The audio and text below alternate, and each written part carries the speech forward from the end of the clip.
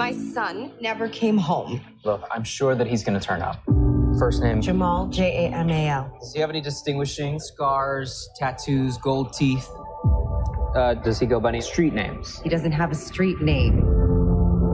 There was an incident. What does that mean? Further information needs to go through Lieutenant Stokes. I don't know him personally. They told me that he's been paged to come down here immediately. I want to know now. Man, I'm glad you're here. She went from like 0 to ghetto and nothing flat. It's okay. Everything's going to be fine. Where's our son? Oh, so super awkward!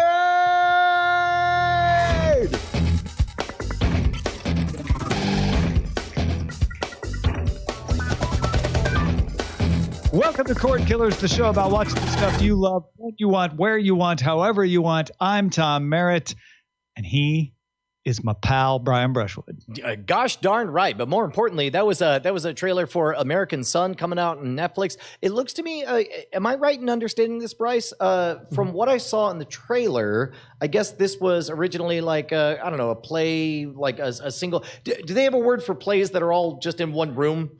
Like a one act? No, it's not a one act play, but you know what I'm talking about, like your 12 Angry Men kind of thing or whatever. Yeah, and this is that. This was a Broadway show. The entire cast, including Kerry Washington, was on the Broadway show. The actual Broadway actors. Now, I wonder how much in this changes when you're doing it, because subtlety reads different on camera than in a live space or whatever. Yeah, and you have all the dimensions, right? You don't have to stand on certain sides of the couch because that's the only way the audience can see you. You can do point of view changes, all that.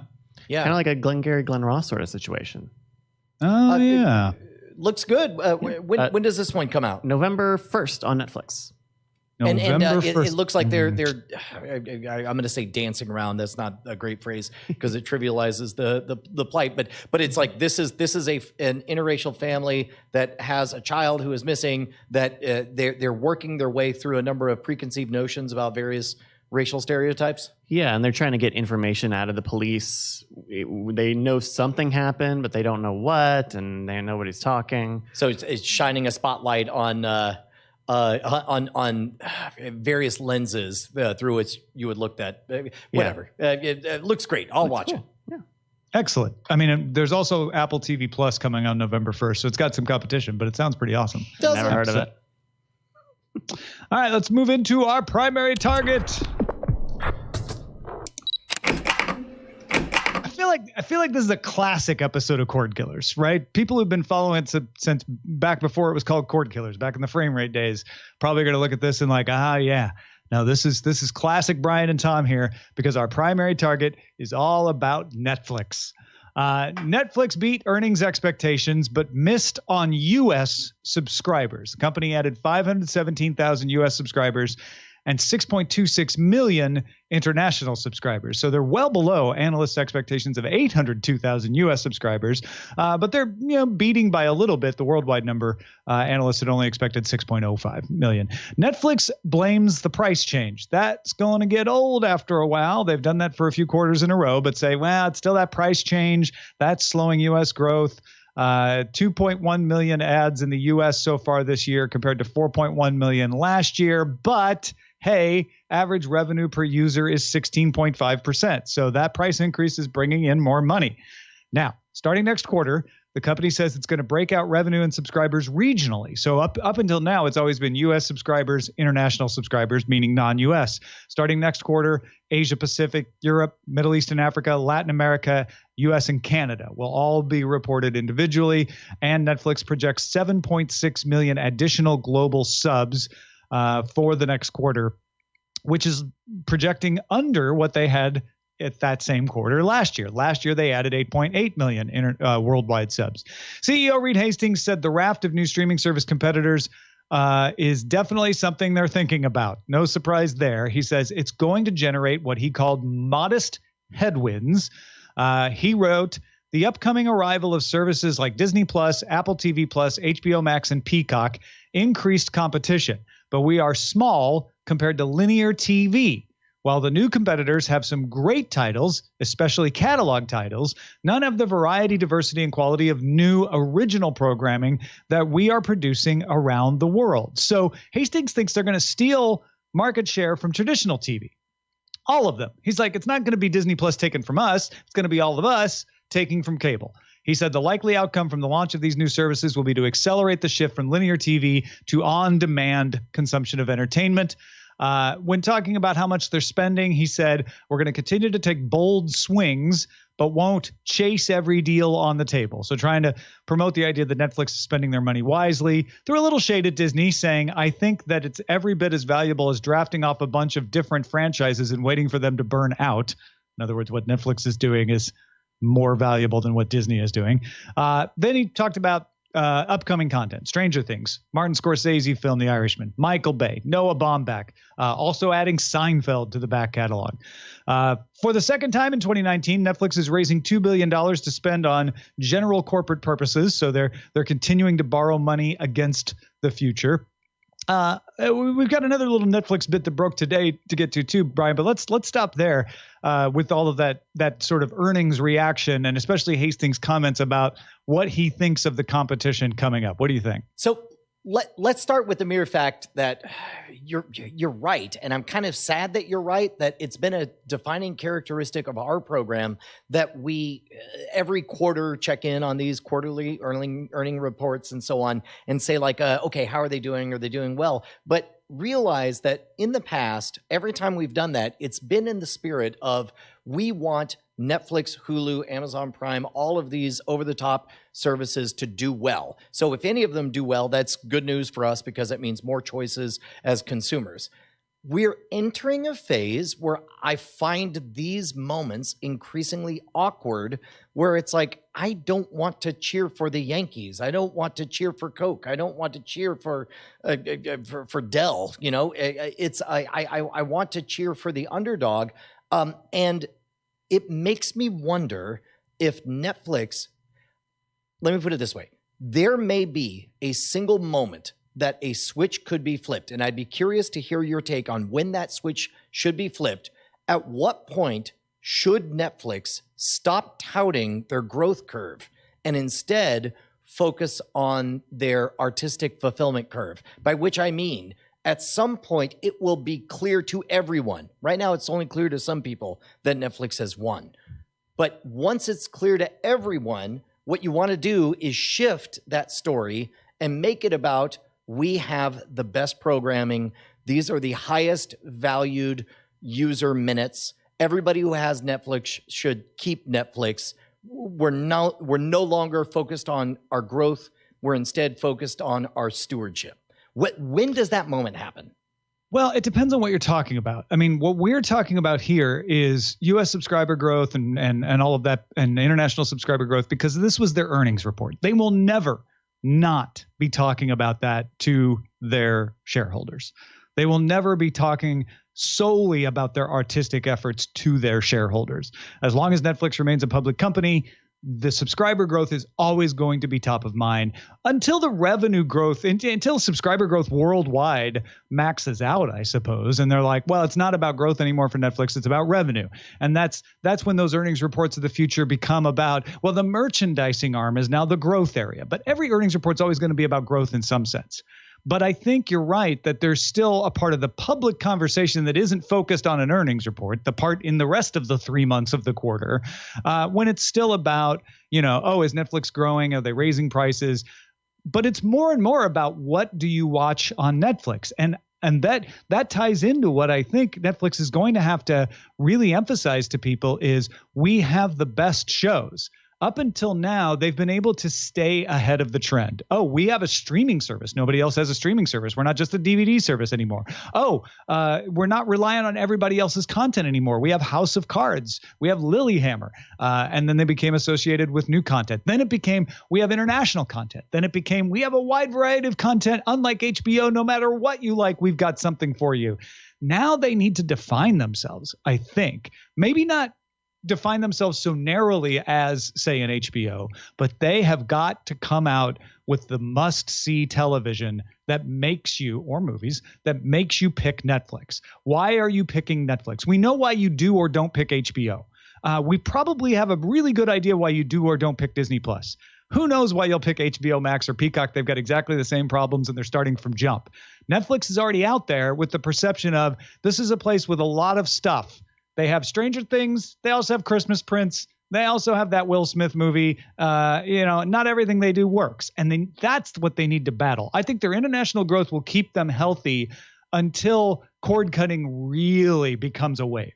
Right? Cord cutting has become a reality now, but it hasn't become a wave. Once it becomes a wave and everybody starts dumping cable and coming over to this, Netflix needs to stand out to survive. So keep in mind, everything I'm about to say is colored by the fact that I'm currently reading the audiobook by Simon Sinek, the guy who wrote Start With Why, has a new book called The Infinite Game. And he talks about games that are finite versus infinite. Finite games, you have a beginning, a middle, and an end. You have a winner and a loser, whereas infinite games keep on going forever. And in fact, the players change out, but the game keeps on going. So the example he gives is Microsoft was always playing finite games. They're like, this quarter, we're going to beat Apple. Oh, look at that. We defined our beginning of the quarter at this amount, and then we have more at the end. We won, they lost. Hooray for us. Whereas Apple never defined their game as a finite game. Their game was to empower individual creators, and that's an ongoing process that'll never end.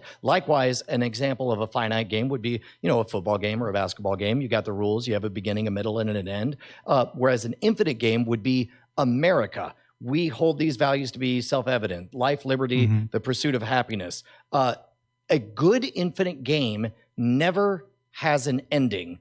And in fact, it sets you up as a company to embrace stewardship of getting you ever closer to this perfect ideal, this just goal.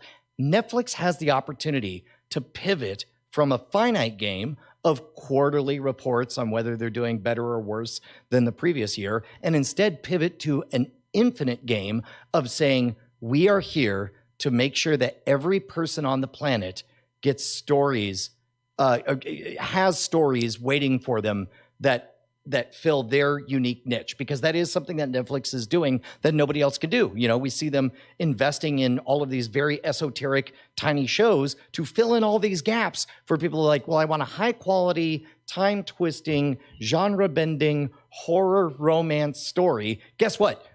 Ain't going to be NBC that brings that to you. Ain't going to be Hulu that brings it to you. It's going to be Netflix, because that's what they're experts in. That is the infinite game that I think they already are playing, but I would love to hear them talking more about it, where it's like, how are we doing in our overarching mission to bring all of the stories to all of the people? And I think that they're in such a dominant position now that I would like to hear, and you're right, Tom, earnings reports, they're only going to, the folks want to hear the numbers, and that's that. But you know that there's some latitude that Netflix can kind of turn the spotlight to various aspects. And I'd like to see them start to turn the spotlights on how they're continuing that message or that mission that they've been doing. Oh, I think if you ask Netflix, they'd say, F you, Brian, that's what we're doing. You're the one looking at the quarterly report because Tom made you do it, right? Netflix isn't out there marketing themselves on their quarterly report. We at Cordkillers, me particularly, go find it and go, well, wait, how are they doing? But the only reason that's happening is because they are failing to give us. That happens with every company. Every company has that happen every quarter, whether they want it to or not. There's no company that doesn't have a quarterly report with their earnings and their sales units and all of that. Apple has exactly the same thing, and people try to play the finite game with Apple. Like, how many iPhones did they sell? How many subscribers did they get for Apple TV Plus? What is that? That's going to continue. I don't think that's Netflix's weakness, and I don't think I disagree that they need to pivot from doing earnings reports into some other message. But I think where I will jump on the bandwagon with you and go, it's not the earnings reports, but they don't have a clear message of what their infinite game is. And I think you're right that while they're out there talking about their content and their original content, you basically hear them say Stranger Things, right? Am I right? How great is Stranger Things? And they need to have more than that. They need to have something where you immediately go, oh, Netflix means this to me. The way HBO, you may have a hard time putting it into words, but it's not television. It's HBO, right? You know that like, oh, this is an HBO kind of show. And new shows often that are pitched at other networks get pitched that way. It's like an HBO show. I don't think you have a clear idea of it's like a Netflix show. And I think your definition of like the mind-bending, twisting stuff is a great one for them to embrace. Yes. I think you've exactly honed in on it. What I'm craving, and this is not me telling them what to do. I don't own Netflix or whatever. But what I perceive that I want, or for them, is, do you remember that fundamental shift when YouTube figured out that views don't matter? That instead viewer minutes was what mattered. Sure. And yes, we've run into a number of problems with, like any kind of pendulum shifting moment. It encouraged certain bad actors, to create content that captures people for 5 hours at a time of low effort value. But it's like that paradigm shift, that quantifiable, hey, are we engaging people with compelling content over hours and hours and hours, even though it's only one person, technically one view, that is worth more than just one view. I want Netflix to come up with their paradigm shifting new metric, whatever it is. And I want them to start touting that new metric. But again, that's more me as a fan of Netflix, and not necessarily thing. I certainly wouldn't require it as an investor. I certainly wouldn't require it, as somebody who doesn't own anything in Netflix. I think you're onto something for the quarterly report, right? That's a really good example. The YouTube thing where they're like, the minutes viewed is way more valuable to us than just a view, right? And what's interesting is Netflix has guarded their view numbers up till now, and they're just trickling out a few here and there because they feel it's in their interest. But I could totally see, separately from what we're talking about at the conceptual marketing of Netflix, I could see Netflix start to talk up, even in their quarterly earnings reports, this is how many views we got. And it leads us into the other Netflix story I wanted to mention. They sent a letter to a UK parliamentary committee that's looking into streaming services and its effect on the market, saying that Netflix tracks ratings of its own shows as starters, watchers, and completes. And it shares those metrics with directors and producers to help them understand how well their show is doing. This is what I'm getting at. So imagine if they, along with their quarterly earnings, along with the dollars or whatever, imagine they announced, hey, as you know, our mission is to bring every story to every person. Let's, whatever, you could do better than that. But then they introduce a new metric that is a fusion of the number of times it's watched, the number of people who see it through to completion, and the overall ratings that they give it. What if they called it the qualitative quotient? And all of a sudden, let me share how they define these, because I think that'll help us with the conversation. A starter watches 2 minutes. Okay, that's it. Anything, movie or the first episode of a season, 2 minutes. That's a starter, right? So that's basically a view. Right. It's more than you just press play. You stayed around for 2 minutes and then maybe you abandon it. Completes watches 90% of a movie, almost all the way to the end, or 90% of a season. So almost all the episodes in a season. Those metrics are reported for both the first 7 days and the first 28 days. Watchers complete 70% of a movie or series. So not quite all the way to the end, but they watched enough of it that they count as more than just somebody who tried it. And Netflix uses that metric when they report those numbers that we've been hearing them say to shareholders or the public. This show got 2 million views. That's the watchers, so like completing 70%. So now that we kind of know where those fall, I absolutely, Brian, I could totally see them say, our mind-bending time sci-fi watchers was up 23% last quarter.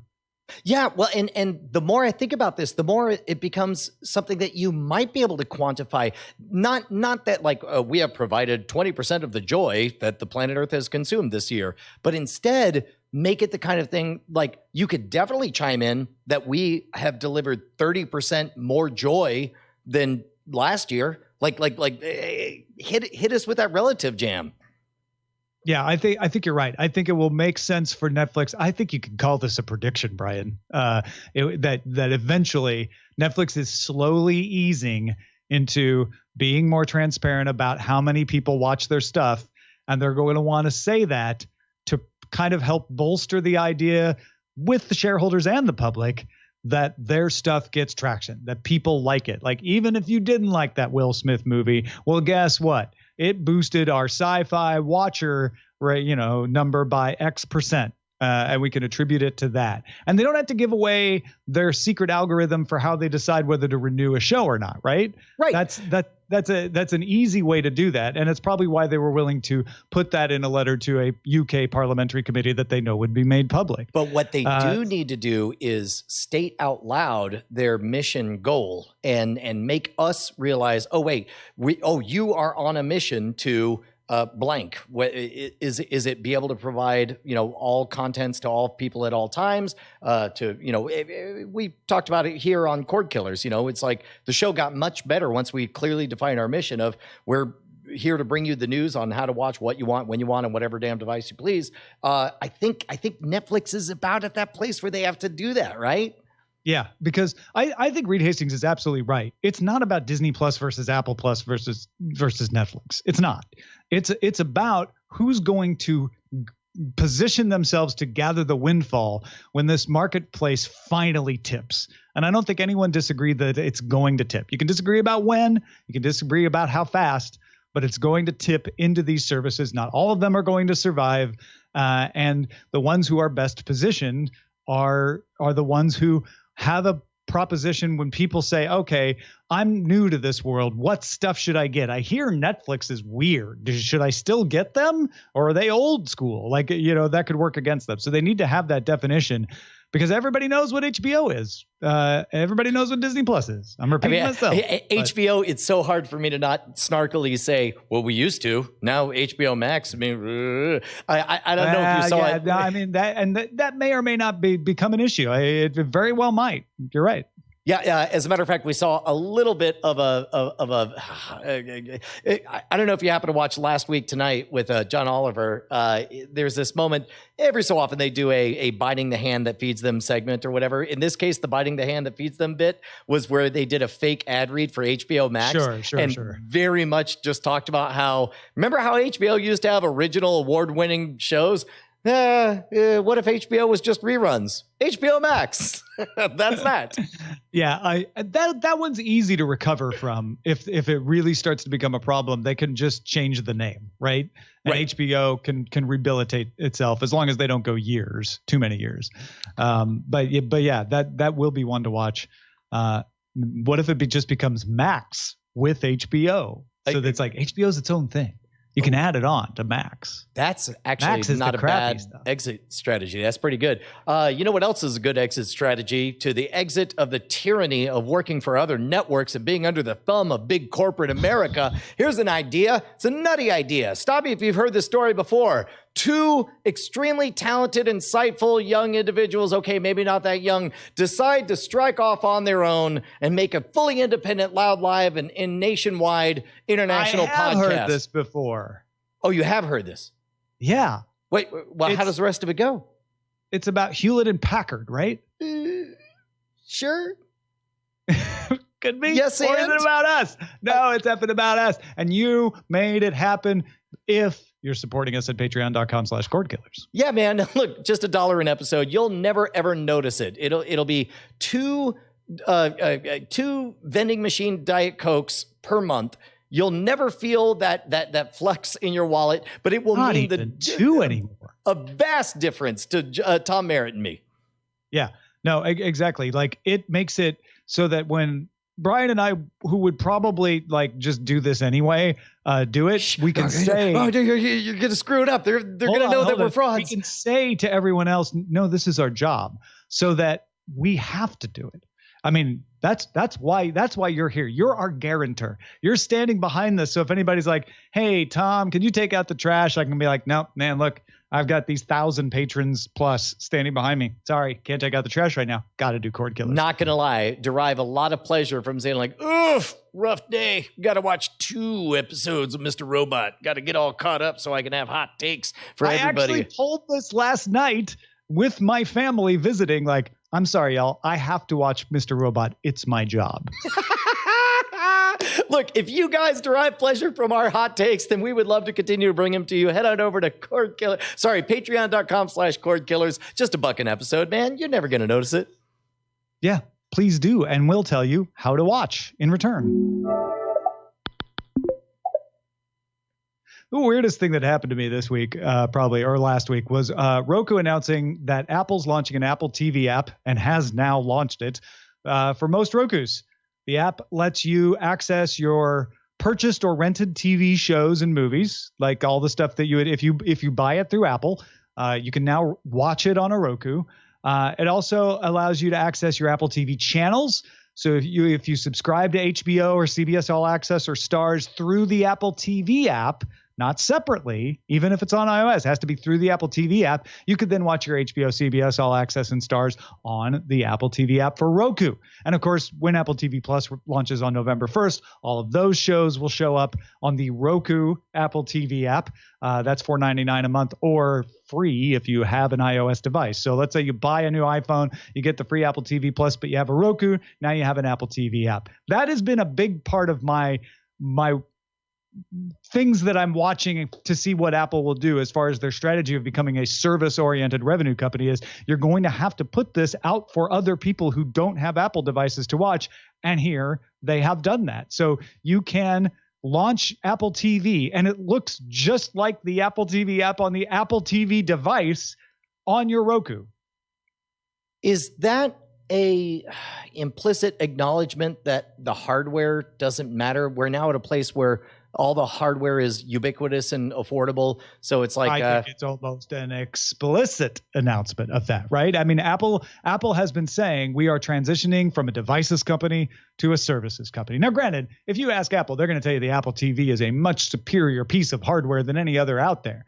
But they know they need to get subscribers from people who haven't spent money on a piece of Apple hardware. And this is the first step towards that. I got to tell you, Tom, this causes all my Peter tingles right now.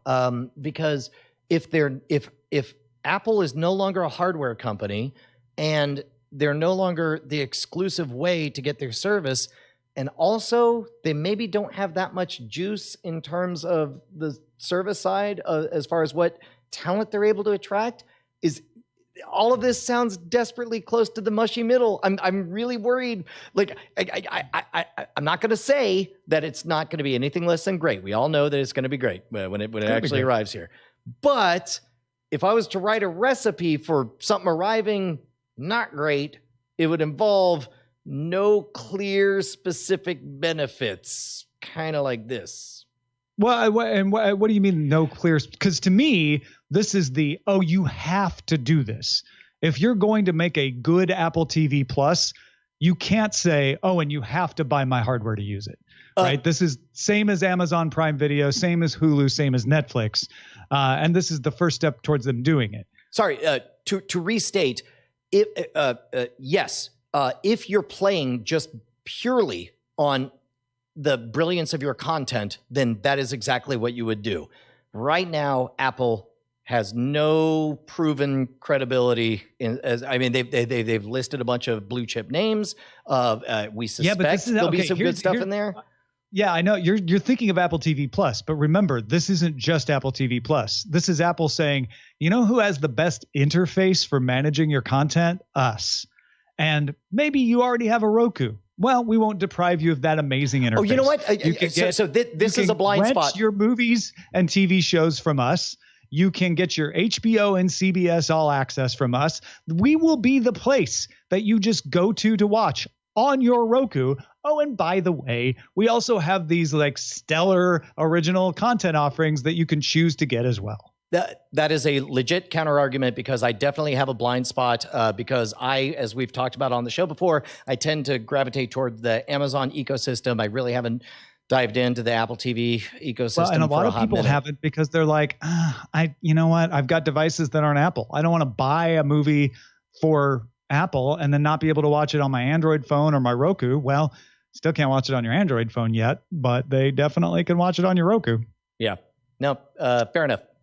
Also, starting December 1st, Netflix will no longer support its Roku app for the Roku HD, HDXR, SD, XD, and XDS, as well as the Netgear branded versions of the XD and XDS. These are players made in May 2011, so they're about 8 years old. They're no longer updated by Roku anyway. So it's bad news if you need a composite or component output, because the more recent Rokus don't have that. But it's not the best to ever say like we're not supporting a piece of hardware that people are still using. But with technology like this and with the replacement cost at like $30, I don't think this is the most egregious thing. And there's probably things in those older pieces of hardware that Netflix just can't support anymore. And it also matters that Netflix is in a dominant market position right now. It's like those are the people. It's sort of like you expect, politically speaking, you expect progressives to be more tolerant, but what matters is when the lagging indicators, like the Conservative Party, starts to support gay marriage or whatever, then that's the more significant, like locking everything in moment. So yeah, I mean, we haven't talked about the hundreds to probably thousands of apps that no longer work on these versions of the Roku because they aren't as popular as the Netflix app, right? Right. So yeah. All right, let's talk about what to watch in Under Surveillance. Not like real estate. It's all about location. Under surveillance. HBO Max, or maybe I'll start calling it Max with HBO, has struck the first deal for streaming rights to content from Studio Ghibli. 21 movies will appear on HBO Max, including Howl's Moving Castle, Princess Mononoke, My Neighbor Totoro, and more. This continues to bolster what we were talking about in previous weeks with more of that children's programming. HBO Max does have an opportunity to really strike at that curated, family-friendly, trustable playground that you can let your 8-year-old unsupervised dance around. Yeah, I mean, name aside, right? If you want to have a compelling service, you're going to have stellar top content like this. And I assume this will cause a few people who weren't at all interested in HBO Max to now go, oh, really? I can get a bunch of the, you know what, Princess Mononoke, that's nice. A lot of those people already own it probably, but, we have seen that Crunchyroll and services from, say, Warner, which owns HBO Max, that went away, caused a lot of concern and interest because anime is a hugely popular situation in the United States as well as other places in the world. And this is a big deal because those movies you cannot buy digitally. You have to buy You've had to buy discs in the past. They've never been on streaming services. Right. You can buy digital copies of them, but you can't stream them, right? I don't even know that maybe in some places they've been on VOD purchase or rent, but I don't think it's very widespread. Certainly not in America. I don't believe that's the case. Gotcha. Regardless, I do think it's a savvy move because these, of course, have a cultural cachet, a respectability with all the awards that they've won, and yet also fit into the category of kids stuff, even though they're, of course, themes that are smarter than you would expect from most kids' fare. It almost feels like a Tidal thing. I've known people who only subscribe to Tidal just because they had Beyonce for a short amount of time. I could see people subscribing to HBO Max just so they can watch these Ghibli films. Apple has ordered a 9-episode follow-up to HBO's Band of Brothers called Masters of the Air. You have Tom Hanks, Gary Getzman, and Steven Spielberg executive producing. They executive produced the other 2 Band of Brothers series. The show will be the first of Apple TV shows to be produced in-house by Apple TV's own studio. So all the other originals we talk about coming to Apple TV Plus, Apple contracted a production house outside of Apple to produce. Here, I know it gets weird. You're like, but I thought you just said Hanks and Spielberg. Yeah, but Apple has a studio that then contracts these guys to come in. It's a complex Hollywood world, but this is Apple saying we're going to make this, and therefore we will own all the rights to it always. Whereas like House of Cards, for instance, Netflix didn't own all the rights to it always, so Blu-rays and stuff didn't send any revenue to Netflix. So other Apple TV Plus shows are not produced by external companies, and Apple's worldwide video head Zach Van Amberg and Jamie Ehrlicht will be overseeing this new in-house Apple studio. Hollywood Reporter says HBO turned down the series because it was too expensive, $250 million price tag, and they made their money off of Band of Brothers and The Pacific off the DVD market, and they are like, there's really not much of a DVD market anymore, so that's not going to make up the difference. We'll let Apple foot the bill for this one. Yeah, I'm surprised how reading this same kind of nugget will land with me and make me more optimistic for Apple TV. Whereas if you had just copy pasted Quibi instead of Apple, I would be rolling my eyes all right out of my head, because they're making the same play. They're saying, hey, these are established blue chip talents that we're bringing in. Yeah, it's just that the Masters of the Air will be 30 to 60 minutes long, not 10 minutes long, and available on a television, not just on your phone. Seems to make all the difference to me. Television. Tell me more of this. In just more than a week, Apple TV Plus will launch, and Apple has confirmed that The Morning Show will get a second season. So they're already renewing those shows, Brian. That's how successful this unlaunched service is. Okay. Up until this moment, I always took it as a statement of our independent metrics indicate that this is going to do very, very well. We're highly confident. We're just going to keep on moving forward. This is the first situation that I'm like, seems like if you had an unproven thing that was being teased for 10 years, maybe you would act like you're super confident in how great everything's going to be, even if maybe it won't be that great. Well, Apple confirmed The Morning Show, but Deadline reporting that For All Mankind, Dickinson, See, Little America, and also Home Before Dark all will get second seasons or are in the process of being renewed for a second season. And in an interview with Wired, Apple TV Plus exec Zach Van Amberg says Ron Moore had mapped out all 7 seasons for All Mankind before he pitched it to Apple. So it's actually not unusual anymore for streaming services to renew series before they've launched the first season, or even before they've finished the first season if they're rolling them out week by week. I agree. And they're like the quality of it, I guess. To be clear, let me divorce my experience as a fan and an interested viewer from my cynical take as an industry analyst watching everything happen. The cynical side of me says, in general, we've seen these moves associated with things that clearly had real momentum and real pop and were destined for massive success. And it was sort of, they appeared to be decisions that were made in the moment because it would save them money to start immediately to work on a second season because this thing was so obviously going to be a hit. Yeah. Given how troubled the Apple lineup rollout has been, this is one of the first moments that I'm finding myself saying, well, if I wanted to, kind of manufacture a groundswell. When you say troubled, what do you mean? Because I do not perceive it as troubled. I perceive a lot of headlines trying to make it sound troubled because it's Apple. Yes. Also, and I'm certainly guilty of this. It's just taken a long time, Tom. Have you not noticed how long it's taken? I mean, it's become like we've all gotten bored of the joke. It's going to be great because it's been a decade. It's been a decade, Tom. For that long. Yeah. Yeah. Like at this point, a lot of it's not Apple's fault because people were having rumors about Apple stuff that Apple wasn't doing. People were having rumors about Apple stuff that is entirely different from what Apple is now doing. And people over-report Apple, everything they do. So, I mean, that's a recipe for overexposure if I ever heard one. Now, having said all of that, fan Brian, already super stoked that For All Mankind has a second season. Ronald D. Moore deserves as loud a megaphone as we can give him. I cannot be more excited for all this.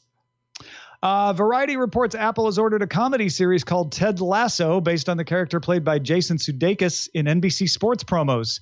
In the promos, Sudeikis plays an American football coach called Ted Lasso who knows nothing about soccer but is forced to become the coach of an English soccer team. And Sudeikis co-wrote the pilot episode.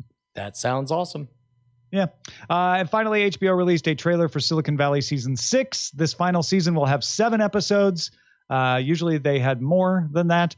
The trailer shows Richard Hendricks, CEO of Pied Piper, testifying to Congress. So definitely playing off the whole Zuckerberg testifying to Congress thing. Silicon Valley coming back to HBO on October 27th. Dude, I'm so happy for all of that cast and crew. Also, I should watch more than the 2 episodes that I've seen. All right, let's get through some notes about what to watch. A new trailer for Netflix is The Crown is out with Olivia Colman, of course, taking over the role of Queen Elizabeth. It's going to last from 1964 into the 70s. Crown coming to Netflix November 17th. Netflix unveiled a list of holiday specials, including the third Christmas Prince movie, Christmas Prince, the Royal Baby, coming December 5th. There's also Holiday in the Wild with Kristen Davis coming November 1st. Let It Snow, based on the book of the same name, November 15th. An animated movie called Klaus with an all-star voice cast coming November 15th. Vanessa Hudgens in the Knigget Before Christmas. It's a medieval show, so Night Before Christmas. November 21st is when that one comes. And Romany Malco in Holiday Rush coming November 28th. And also not Christmassy, but launching on December 24th is season 2 of Lost in Space. Apple TV Plus may have some holiday magic in the works too. Hollywood Reporter says it's acquiring a musical version of A Christmas Carol starring Will Ferrell and Ryan Reynolds. That won't be ready till next year, though. Netflix has acquired the rights to turn the Jeff Smith comic book character Bone into an animated kids series. Variety says Apple has signed Alfonso Cuarón, who did Roma last year for Netflix, to a multi-year television development deal. And HBO Max issued a series order for Grease Rydell High, a reimagining of the original Grease characters and stories set in the 1950s. And they describe it as High School Musical for the 1950s. Okay. You know what? I'm going to skip that last one. I'm going to go back to Lost in Space. You watched all of the first season of that, right? Oh, yeah. And I liked it a lot. I ended up 2 or 3 episodes shy of the full season because there was that negotiation with the rest of my family. Hey, we're all going to do this at the same time. Oh, you already did the thing. You haven't done the thing. You don't like it as much as I do. And so I'm very, very happy to have an excuse to dive back in and get caught up on that. Yeah, and holiday break, right? So it's a good time to catch people, I think. What have you had your eyes on lately that you want to talk about? Man, weirdly, I rewatched Inception. Spoiler alert, it's great. Inception's great. I can understand anyone who has a beef with Inception, but meanwhile, man, oh man, I can't think of a green fantasy that would be more exciting to Hollywood than a story structure that allows you to jump from set piece to set piece, and then the only justification is because dreams. Also a heist movie. Also, the heist only works if there's an emotional transformation. Also, there's males, females, old people, young people. It's great. It's great. Inception, better than you remember. That's awesome. I forget how much I enjoyed that movie. So I'm glad you brought that back up. I went to the theater to watch a movie that my wife got to see in preview without me and said, you have to see this. I'm not going to tell you any more than's in the trailer. There was a little bit more on our side because we watch a lot of Korean television you'll get more of the jokes because you watch Korean television, but it's not something you have to know anything about Korean television to enjoy. And I can swear now that is correct. Parasite, you can watch the trailer. That's fine. You're going to watch the trailer and think like, okay, I know what this movie's about. You're wrong. You're absolutely wrong. And I even hesitate to say it will surprise you at every turn because then you'll be looking to be surprised. This is from the same director that did Snowpiercer. and what was the giant Train to Busan? No, the giant dog hippo. Clifford. Oh, right. Okja. Yeah. Same guy. This is a Korean film set in Seoul, Korea, in Korean with subtitles. So I know for some of you that's a non-starter, but I'm going to tell you, if you can get over the reading of subtitles to do this, it is absolutely worth it. Yeah, I was disappointed that you sent me that text, like go in unseen, and those are my favorite movies to experience, but it's not showing anywhere in Austin yet. I guess there's a special showing on Thursday. Yeah, it's got a weird rollout. It's not even just limited release. It's like scattered. I was going to see it the week before in LA because it was out, but it wasn't playing on Friday that day in the theater that I go to regularly. So it is a little weird to find out. And there was someone on Twitter who's like, I can't wait to see this movie, but it's sold out at all the theaters I go to. So it may be a little harder to get in the theater to see, to be honest, because of that weird scheduling. But if you can, but absolutely, it does sound, if I'm reading your waves correctly, like if you can, like avoid knowing anything, just get in there, go. Yeah, don't try not to read anything about it or anybody's impressions of it other than, liked or whatever, disliked, etc. Because I didn't know anything other than what you get from the trailer, which is a story about a rich family and a poor family. Great. And that's that's evident very quickly in the movie, and I will say nothing more about it. Bryce, what we should be on the lookout for? Hey, we got a quick pick from Drew. Drew wrote, you should be watching Raising Dion. It debuted on Netflix a few days ago. I like it, and I think that it is in line with a lot of things you guys seem to watch. Thanks, Drew. I actually caught the first 2 episodes of this. It follows Nicole, who is a widower mother, and she's raising her son, Dion, and figuring out her sort of work-life situation. And Dion suddenly develops superpowers. and he's there's definitely audio listeners might have heard me gasp out of nowhere, because there was definitely a scene in the preview that you're showing on screen where a car runs into a kid and the kid like erupts into bats or something. and meanwhile I'm thinking that kid. Yeah. And so and the son is only like 6 or 7 or 8 years old, and so he doesn't have a lot of control over the powers, and so he's it becomes it's interesting, because I feel like a lot of superheroes go through a lot of work to like hide their identity and not be captured or be seen, where in the first few episodes it seems like maybe it's kind of hard for them to keep it under wraps. We actually covered this very briefly, I think, because it's based off of a 2015 comic book and a short film from Dennis Liu. I believe there are 8 episodes of Raising Dion streaming now exclusively on Netflix.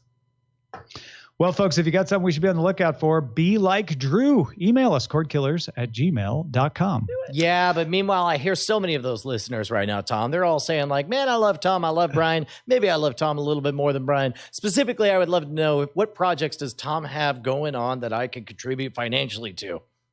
Listen, the best way to find that out is to subscribe to the Free Tom newsletter at freetomnewsletter.com. I'm having so much fun. We talked about this 2 weeks ago at Cordkillers, and Brian made a great pitch for people to be like, hey man, just sign up. You can have a talk with Tom. And people are doing that. And it's so great. Like, I will schedule it to go out. I usually write it up on Friday morning, and it's become just like a letter from me. This last one was like, here's what I thought about the Google announcements this week. Do. Also, here's links to everything I did this week. Also, here's what I've been writing and what I'm interested in. Here you go. I schedule it to go after DTNS on Fridays, and so there's this little like packet of gifts in my inbox after I'm done with DTNS of people who got the newsletter and replied to it. And are like, hey, that's really cool. I had an idea. Here's the thing that I used to do. Or, oh, here's what I thought about the Google announcement. And it's just fantastic. So if you want to take part in that, it's easy. It's free. freetomnewsletter.com. Do you do the same thing that I do, where it's like there are times that I write and I have to, it's difficult to write and think of yourself on a stage writing a letter. So instead I think of a single person, and oftentimes it's a mentor, like Teller from Penn and Teller. Like, I'm just writing to Teller, here's what I'm up to, here's what's happening or whatever. And then it just goes out to everyone. And then I don't know. I love it. Everybody should sign up for more email lists than they are right now. Yeah, because it's just the two of us, at least as far as we know. In that moment, it really is. Yeah, totally. All right, folks, let's move on to the front lines. Front lines. Disney Plus tweeted basically all, they said, of the TV shows and movies it will have at launch November 12th, one at a time. The thread was more than 600 posts long, and then Disney followed up by posting a video with about 15-second clips of all the movies that will be on the service. That video is 3 hours and 28 minutes long. And let me tell you, a good half hour of it kept my 3-year-old niece entertained over the weekend when I slipped it in the middle of DJing a bunch of YouTube Disney clips for her. Okay, look, I'm not going to comment on whether or not I was upset about the fact that I did not see National Geographic's hacking the system on that list. However, it's not all the TV shows, to be fair. Correct. But now I also can't comment on whether or not I'm more offended if I didn't make the list of basically all of. Like, either way, it's fine. Mm-hmm. We might still be Disney princesses. My niece did pause at one point and say, "Where's hacking the system?" And I said, "Well, it's not all the TV shows." Okay, all right.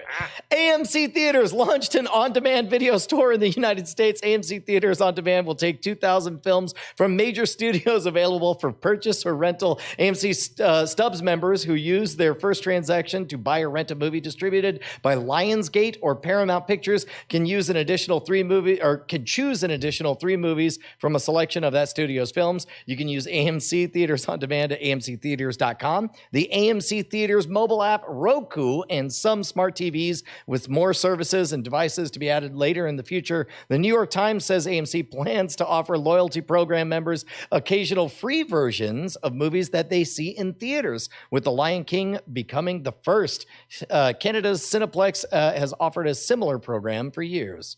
Yeah, when they launched it, when they made the official announcement, they didn't say anything about the Lion King thing. So I'm not sure if the New York Times got that right or if they just haven't rolled that out yet. But very interesting, don't you think, to see one of the largest theater chains going, you know what we need? A way for people to purchase movies and watch them at home. Yeah, we've talked about this a few years ago. We were talking about how many of the over-the-top networks or the traditional cable networks, they're saying and doing certain things in public, but really it just felt like they were running out the clock. They knew that change was coming, but they knew that there are certain things that they must not say in public. It feels kind of like the same thing happening right now with movie theaters, right? I mean, I'll be honest. If AMC Theaters became a part of Movies Anywhere, right? So if I bought a movie from AMC Theaters On Demand, I will be able to access it in all my devices and all my apps. And I was going to AMC Theaters regularly, which I don't do as much as I used to, but I still do. I would absolutely take advantage of this. Let's say I buy my ticket to a movie and AMC Theaters says, hey, by the way, you're a Stubs member. Do you want to get the movie you're about to see when it comes out on digital for half price? I might be like, yes, indeed, I do, because now it will show up on Movies Anywhere. So they've got a couple more steps to get me on board, but I think this could be super smart for them. Hold on. Now you got my mind churning. Okay, if you ask me before I see a movie, hey, for $5 more, would you like to own a digital copy? That's a slam dunk. The answer is always yes. If you ask me after I've seen the movie, then I have to think about whether or not I liked that movie and whether or not it merited joining my library or whatever. This might be the biggest revenue boost. This could be huge, Tom, because I will. Like I'll buy it in advance. Like going into Joker, not knowing whether or not Joker was good. If you said $5, yes, no, you can own a copy of this movie. However you feel about it ever, you can either go back and point out the parts that you hated or look at the parts that you loved. Have my $5. Listen, if your theater ticket is less than $15, you can almost guarantee that buying it for $5 with your theater ticket would total be cheaper than buying it on day one digital, because they're usually around $20. Then you get the theater experience too. Think about this. What if you went a step farther where it's like, okay, matinee, $12. Go watch a movie, get out. $25, you get to own the movie. You get one free soft drink. You get free popcorn. You get free early access to the room. You get whatever. I mean, it's like that would be a no-brainer, right? I don't know if they'll do this right, but if they do it right, and I'm not saying my way is the only way to do it right, but if they do this right and they get it to be successful, this could be the thing that AMC decides to reduce the 90-day window for. Because suddenly they make more money off of digital sales because they're selling them. Yeah, like I don't know that I'm terribly price sensitive about the evening out. And if there's just one obviously best, give me everything, tie in my Amazon account, tie in my iTunes account, tie in my whatever account, and it's like just. And in fact, at that point now, I know Bryce, you already have been a fan of doing the monthly subscription thing, but now at the high end, if I don't have to worry about it down the road, and like. Just as insurance for the idea that 6 months from now, I'm going to want to show my kid one 5-minute chunk of a movie I saw 6 months ago. Sign me up. And the movie studios do those digital promotions all the time. Watch 3 movies, you'll get those 3 movies digital. If you can cut out the middleman and say, oh, now you get it on the AMC app, that would be huge. That would be a big draw for them. Yeah. Definitely. And it looks like Paramount and Lionsgate are on board to do that sort of thing as part of this early promotion. AT&T TV Now, that's what used to be DirecTV Now, will increase prices starting next month. The basic plus package now goes from $50 to $65. People grandfathered into older plans are told their prices will rise as well. DirecTV Now launched in 2016 with that $35 price. Remember, AT&T raised the price of the service $10 in March. And now it's doing it again. So definitely AT&T TV Now, not the bargain it once was. Yeah, still a bargain though? Question mark. No, just average now. It's not feeling like it, does it? Right? Like at this point, they're chasing the high end of the over the top market, and it's only because they have competitors. Like if this was if they were the only option for over the top besides cable, then sure, but they're not. So. No, yeah. They're still cheaper than cable, as we have talked about on previous episodes, but they're not the cheapest anymore. It's hard to compare it to because it depends on what channels you want, and they all have different channels. Go to suppose.tv if you want to actually compare. But yeah, they used to be consistently, if they had the channels you want, probably the cheapest, and I don't think they are anymore. The U.S. National Association of Theater Owners reported on Thursday that ticket prices for Q3 2019 fell from $9.26 to the quarter before to $8.93, still above last year's $8.83. ComScore says 52% of all people who went to the movies in Q3 were between 18 and 34 years old. Total summer box office was $4.8 billion, up 1% from last year. Meanwhile, a UK event cinema company called Secret Cinema saw a record box office in attendance for Casino Royale. That production took place in a 70,000 square foot warehouse that went through a pre-show pieces involving stunts, music, poker, and bars, finishing with a screening of the movie Casino Royale. Tickets cost between £50 and £175 and attracted 120,000 customers. Is this the future? Is this how movies save themselves? I used to think this would be, I used to look at a story like this and go, this is what they have to do, whether it's this or something else. Now looking at AMC going like, man, that's probably a better bet, right? Just start making money off the thing that people want to buy instead of you. Not that this isn't a bad thing. And I think we'll see more of this kind of stuff. 120,000 customers though. Not sure if that's enough to save a theater or just start a new kind of business. You know what I mean? I mean, I assume that was over like a month or 2 months or how long? Yeah, I think it was over a month, over a full month. Yeah. But movies got cheaper. In case anybody's out there, complaining about how movies just keep getting more and more expensive, you can throw this in their face and be like, no, they're not anymore.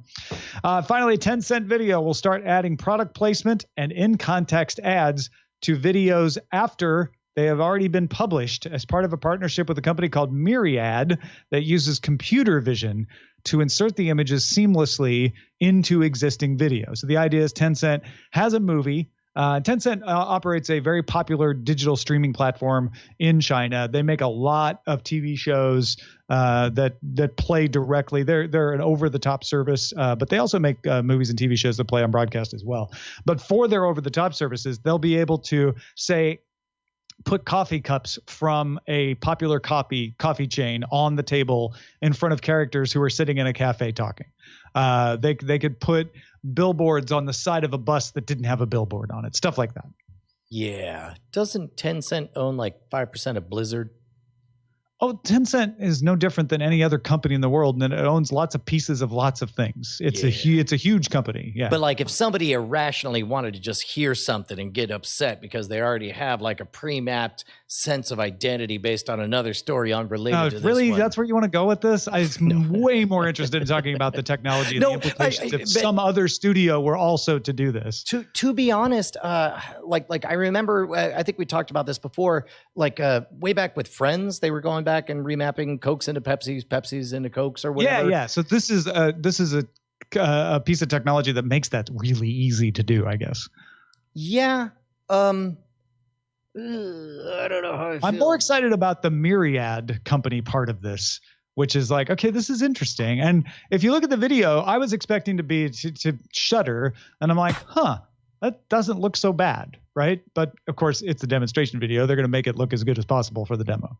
Yeah, but okay. So here's the part that here's the part I question, and this is the entrepreneur in me kicking in. Yeah. If I have a small coffee shop and I am sold this idea, then I'm going to ask myself, okay, so I'm going to ask myself, the only times that people are going to notice the ads are if the story isn't very good. If the story's super good, they're never going to notice my ads because they're not integrated into the story that's being told. So I don't know if that's true, though. I mean, because you're right. If that's true, then no one should ever spend any money on these things. Yeah, I kind of feel like nobody should spend money on any of these things. Yeah. I definitely notice brands in the background of stories I'm interested in, but maybe I'm unusual. In a positive way? Like are you ever on the fence about a home mortgage and then you see a romantic comedy in the background? There's a billboard that mentions Geico, and then you think, well, maybe I will use Geico. Scenario. But I've definitely looked at stuff and been like, oh man, yeah, I forget about KFC or whatever, and start thinking about it. If it's overdone, if they're like, hey, let's go into the Subway and get a $5 foot long, then it turns me off, right? But if it's not in my face, it definitely will sink in. I mean, and all good advertising is in the background, right? Because if it's too in your face, then you resist it. Yeah. Man, let me put it this way. If I knew the answer to whether this is a good idea or a bad idea, probably would not have time to do Cordkillers. So you're welcome. I don't have an answer for this. Cordkillers not sponsored by mortgage companies, KFC, or Subway. Let's get to the dispatches from the front.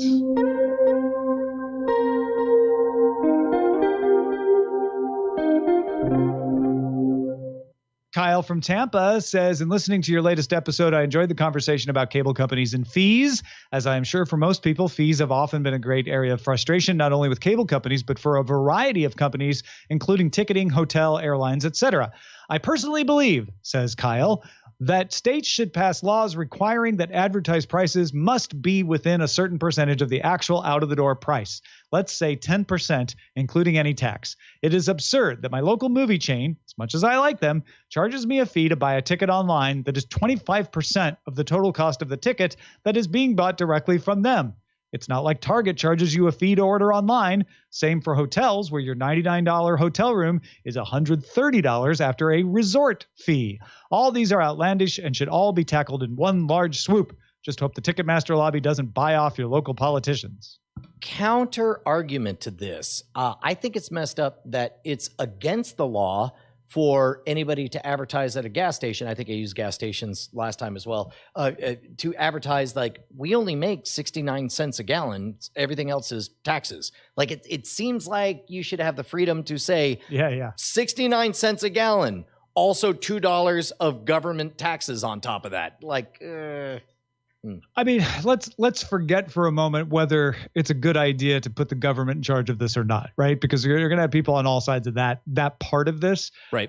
I think I would like, as a consumer, to more clearly know what the total cost is going to be.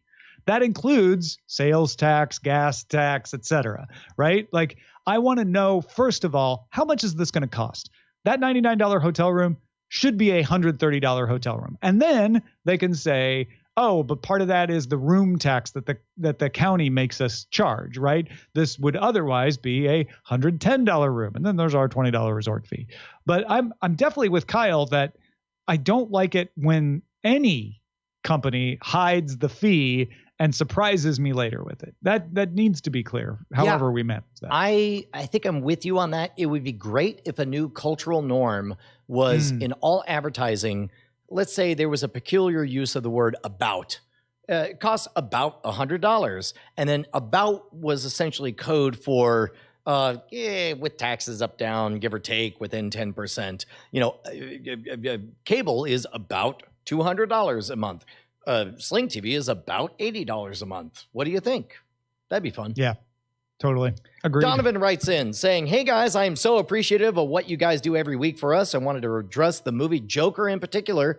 The discussion you had on Cordkillers about the film confirmed what I thought trailers and the media conveyed about it.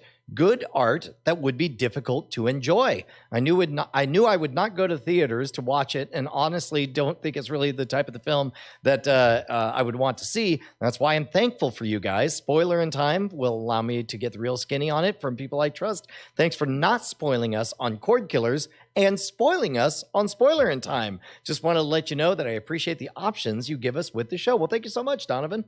Yeah, that's great. I think that's exactly the kind of reaction I would like more people to have, which is, oh, that sounds like something I would enjoy, or, oh, that does not sound like something I would enjoy, rather than getting in a fight about whether the other person should enjoy it or not enjoy it.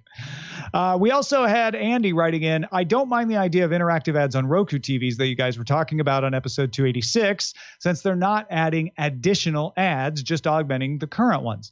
I don't think it'd bother me. This is something close to what I've always wanted.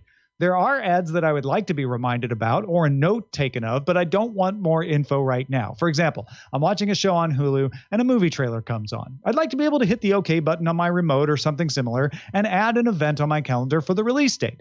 Maybe if it's a product that I'd like more info on, I could hit OK and it would send me an email with more info or add an entry to my OneNote or some other similar app. I don't know how many times I saw an ad for something that I wanted to look up later and completely forgot when I had some time to do it. Just a thought. Keep up the good work, guys. Your boss, Andy. Yeah, I thought that was a good example of like, man, not my jam, but I'm glad to know that it's at least somebody's jam. Yeah, and interesting ways to be like, oh, okay, I guess I could see where that might be useful, like adding to calendar, stuff like that. So yeah, cool. Thank you, everybody, for joining us. Our website is cordkillers.com. Our email address is cordkillers@gmail.com. We're live on twitch.tv/Night Attack, which is also carried on diamondclub.tv Mondays at 7 p.m. Eastern, 4 p.m. Pacific. We'll see you again next time. Hey, guys. Brian and Tom here, and it's just the same old message at the end of the credits, just like always. That's right, Brian. Nothing new here except your name showing up. Oh my gosh, because I've got a name. You just supported us on Patreon. Yeah, all those $5 donors. Look at that. That's your name in pixels. We're gonna make you famous, kid. Put your name in pixels on the classic internet. names in there, but some of you are new. Some of you aren't there. It's sad. What can they do, Brian? I mean, they could go to patreon.com/Cordkillers and pledge $5 an episode and be one of these amazing people, like this one. Amazing. Oh, look at that name right there. Diamond Club hopes you have enjoyed this program.